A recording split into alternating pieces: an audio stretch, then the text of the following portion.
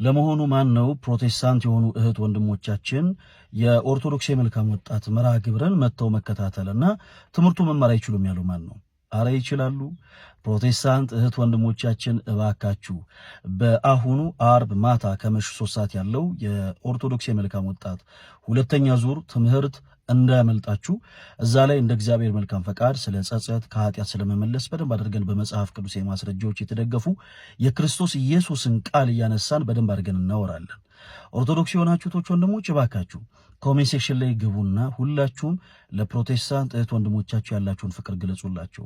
በዚህ አጋጣሚ ፕሮቴስታንት ሆናችሁ በከባባር ሱስ ውስጥ ያላችሁ፣ ፕሮቴስታንት ሆናችሁ በከባባር ልምምድ ውስጥ ያላችሁ፣ ፕሮቴስታንት ሆናችሁ ስጋችሁን በመሸጥ ያላችሁ፣ ግብረ ሰዶም የሆናችሁ በተለያየ አይነት ከባድ በሚባሉ ህይወቶች ውስጥ ያላችሁ እህት ወንድሞች እና ካላችሁበትም ህይወት ነፃ መውጣት የምትፈልጉ በአጠቃላይ አርብ ማታ ከምሽቱ 3 ሰዓት ያለን መርሃ ግብር እንዳያመልጣችሁ ሁላችሁም እንድትገኙ በክርስቶስ ኢየሱስ ፍቅር እንጋብዛችኋለን።